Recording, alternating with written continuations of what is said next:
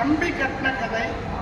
காசி தேட்டரில் போய் பார்த்தா தான் அது ஒரு திருப்தியாக இருக்கும். ஏன்னா காசி தேட்டரில் தான் ஹெவி ஆடியன்ஸ் வருவாங்க, ஆரவாரம் நடக்கும், என்டர்டைன்மெண்ட் இருக்கும்.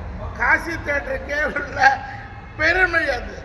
எந்த படம் வந்தாலும் அரண்மனை ஒன்றுலேருந்து ஆரம்பித்து மெஜாரிட்டி படங்கள் இந்த தேட்டரில் பார்க்கும்போது தான் அந்த பப்ளிக்கு ஒரு சவுண்டு இருக்கும் இல்லையா, அந்த சவுண்டோட ஒரிஜினலாக படம் பார்த்த மாதிரி இருக்கும்.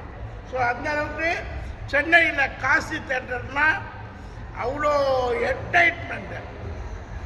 ஸோ அதனால் தீபாவளிக்கு அந்த கரகோஷத்தோட காசி தேட்டரில் போய் தீபாவளி சரவடி மாதிரி மக்களுடைய ஆரவாரமான ஒவ்வொரு படத்துலையும் பாருங்கள், எங்கள் படத்தை ஸ்பெஷலாக பாருங்கள்.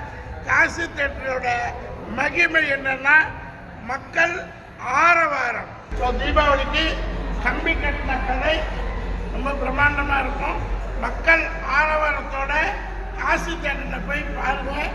ஏன்னா இங்கிருந்தோ ஒரு செங்கல்பட்டுலேருந்து வந்து காசி தேட்டர் பார்ப்பாங்க. ஏன்னா இது சுற்றி இருக்கிற 80% மக்கள் சினிமா ரசிகர்கள். அதனால இந்த தேட்டருக்கு ஒரு ஆரவாரம். இப்போ லேட்டஸ்ட்டாக அமெரிக்காவில் உட்காந்து படம் பார்க்குற அளவுக்கு இன்ஃப்ராஸ்ட்ரக்சர் பண்ணி வச்சுருக்காங்க.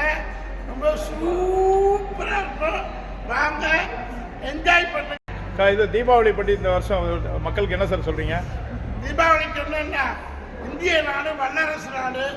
இந்த நாட்டில் அமெரிக்காவோட தாண்டி வருமானம் இருக்குது. நீங்கள் வந்து அதாவது பணத்தை தேடுங்க, உழைப்பை தேடிங்கன்னா பணம் வரும். சொர்க்கம் இந்தியா சொர்க்கம்.